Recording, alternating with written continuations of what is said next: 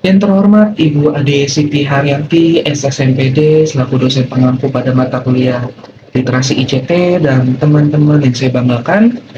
Pertama-tama saya panjatkan puji serta syukur kehadirat Tuhan Yang Maha Esa karena berkat rahmatnya kita dapat hadir pada mata kuliah kali ini. Kami dari kelompok 7 akan mempresentasikan sebuah materi yang berjudul mengevaluasi penggunaan penerapan literasi media pembelajaran.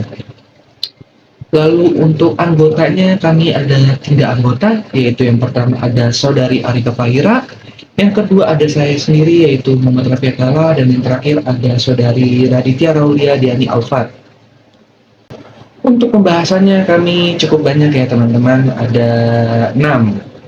Yaitu yang pertama itu ada pengertian literasi, evaluasi, dan media pembelajaran.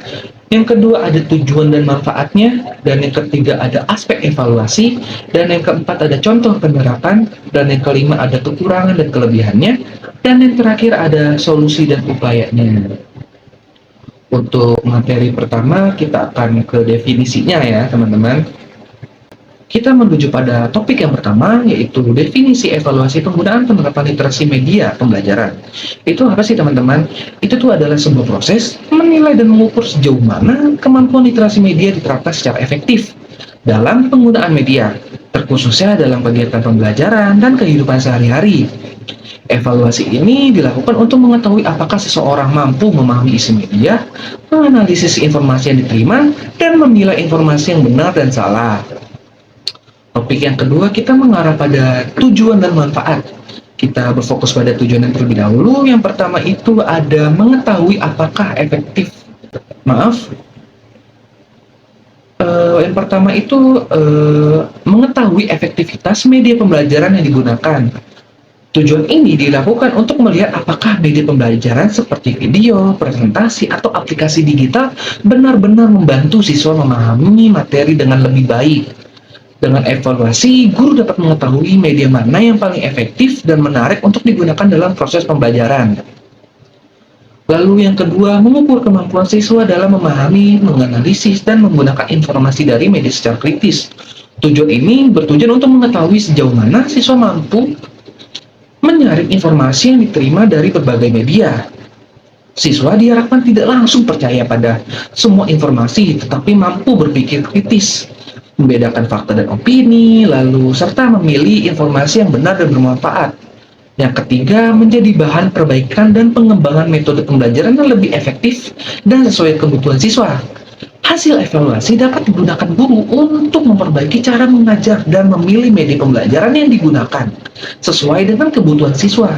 Dengan begitu, proses pembelajaran dapat berkembang menjadi lebih efektif, menarik, dan mudah dipahami.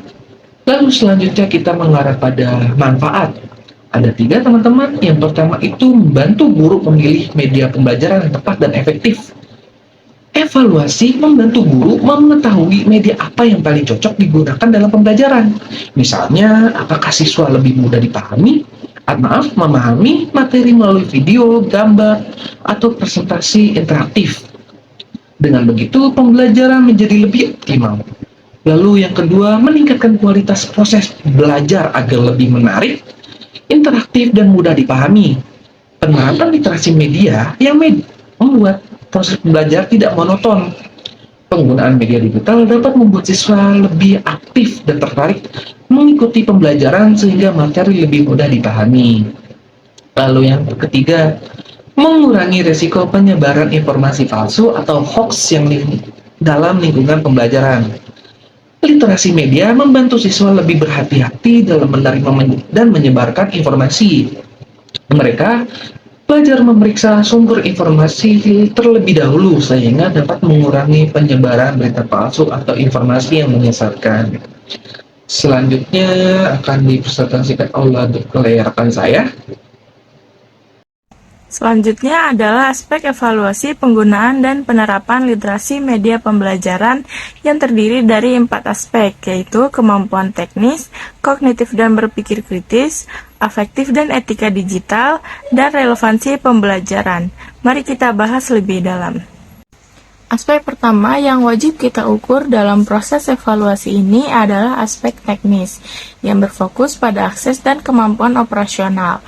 Pada tahap ini, kita melihat hal-hal yang mendasar yang bersifat fisik dan prosedural. Apakah infrastruktur sekolah sudah memadai untuk mendukung media tersebut? Dan yang lebih penting, bagaimana tingkat kecakapan digital dari pengguna media itu sendiri, yaitu guru dan siswa. Kita harus mengevaluasi apakah platform pembelajaran atau aplikasi yang kita pilih memiliki navigasi yang ramah pengguna. Jangan sampai prosedur transfer ilmu pengetahuan menjadi terhambat atau bahkan berhenti total hanya karena siswa bingung mencari tombol untuk mengunggah tugas atau karena guru menghabiskan waktu 20 menit jam pelajaran hanya untuk memperbaiki masalah teknis pada proyektor atau koneksi internet. Evaluasi teknis memastikan aspek operasional berjalan dengan mulus di latar belakang. Sekarang, mari kita melangkah lebih dalam ke inti dari literasi media, yaitu aspek kognitif dan evaluasi kritis. Disinilah kualitas intelektual siswa diuji. Melalui aspek ini, kita mengevaluasi bagaimana siswa memproses, menganalisis, dan mencerna pesan yang disampaikan oleh media pembelajaran tersebut. Kita tidak ingin siswa kita tumbuh menjadi konsumen informasi yang pasif, yang langsung mempercayai apapun yang muncul di halaman pertama mesin pencari Google. Evaluasi kognitif ini mengukur apakah media yang kita terapkan mampu merangsang siswa untuk berpikir kritis. Kita harus melihat apakah siswa mulai bisa membedakan mana artikel ilmiah yang berbasis data empiris dan mana artikel opini yang bias. Apakah mereka dilatih untuk memeriksa ulang kredibilitas penulis dan melacak sumber asli dari sebuah data? Jika media pembelajaran kita berhasil membuat siswa bertanya, apakah informasi ini valid? Maka penerapan literasi media yang kita lakukan di kelas berada di jalur yang benar. Aspek ketiga yang tidak kalah krusial adalah aspek efektif dan etika digital.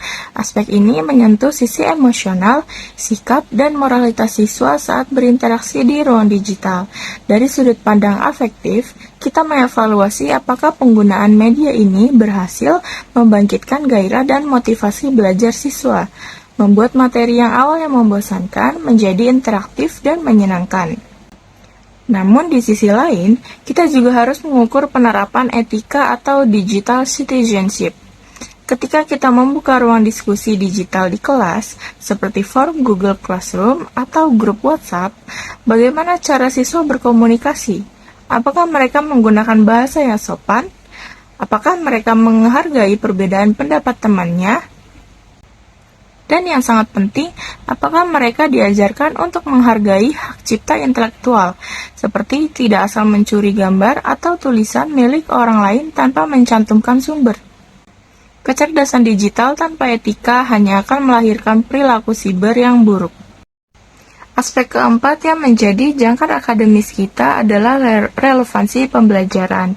Kita perlu mengevaluasi sejauh mana media pembelajaran yang digunakan selaras dengan tujuan kurikulum yang ingin dicapai. Terkadang kita sebagai pendidik terjebak dalam perangkap tren. Kita melihat sebuah aplikasi atau game edukasi yang sedang viral dan tampak sangat canggih.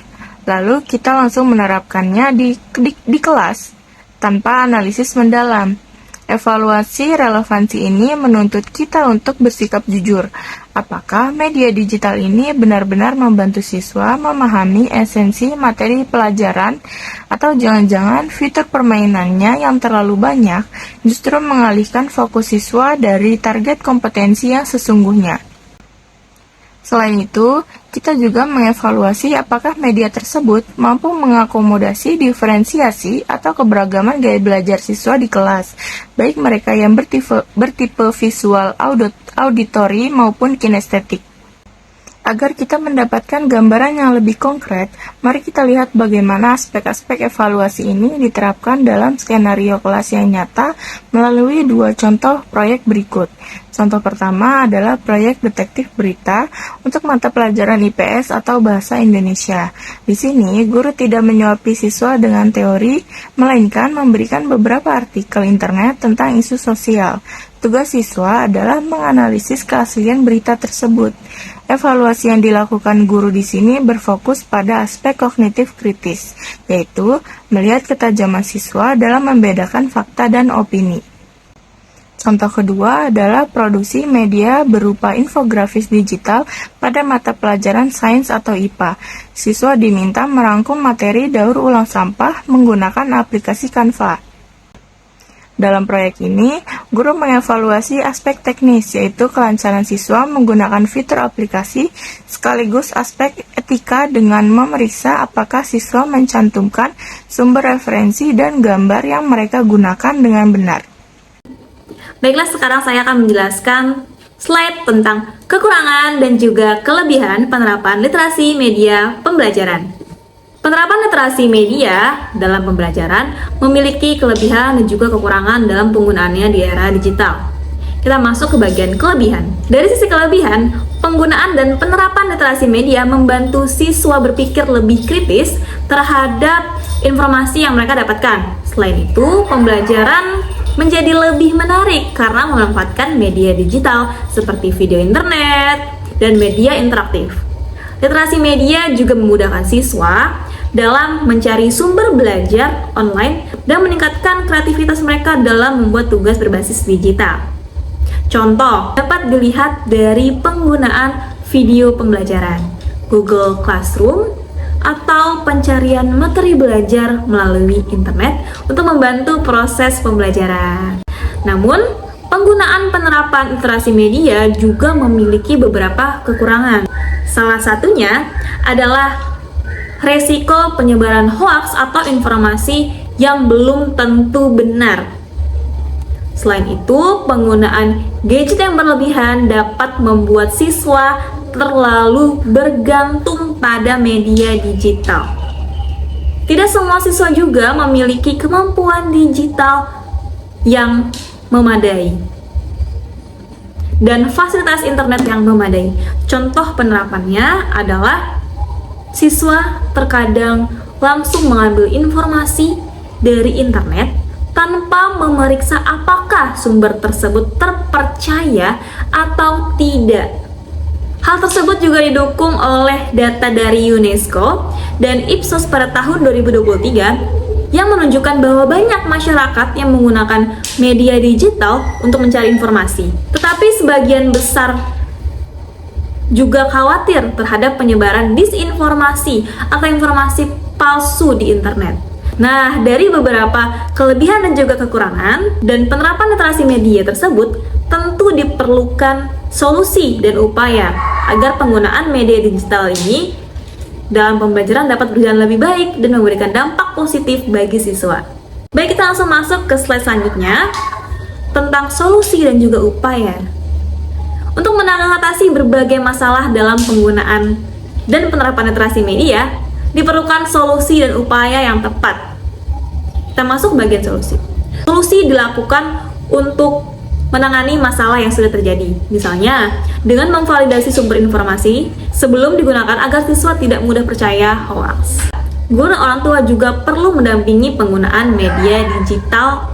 Contohnya, mengawasi siswa saat mencari materi pembelajaran di internet. Nah, ada contoh penerapannya dalam solusi, yaitu adalah guru bisa mengarahkan siswa menggunakan website edukasi ataupun website resmi untuk mengecek sumber informasi bersama. Sedangkan upaya dilakukan sebagai langkah pencegahan agar penerapan literasi media dapat berjalan lebih baik. Contohnya, sekolah mengadakan pelatihan literasi digital dan membiasakan siswa berpikir kritis terhadap informasi yang ditemukan di media sosial maupun di internet.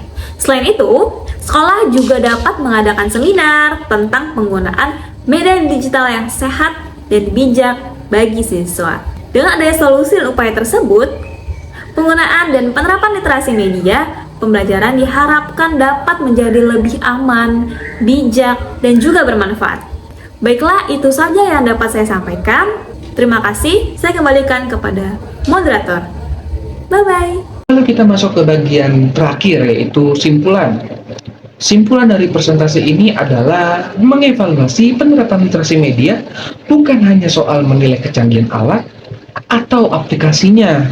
Kunci utamanya adalah melihat sejauh mana media tersebut mampu mengubah siswa dari konsumen informasi yang pasif menjadi pemikir yang kritis dan bijak. Keberhasilan ini hanya bisa dicapai jika kita mengevaluasi semua aspek secara menyeluruh, mulai dari kesiapan guru, lalu proses di kelas, hingga dampak nyata pada perilaku digital siswa sehari-hari. Sekian dari kami, kelompok 7. Wassalamualaikum warahmatullahi wabarakatuh.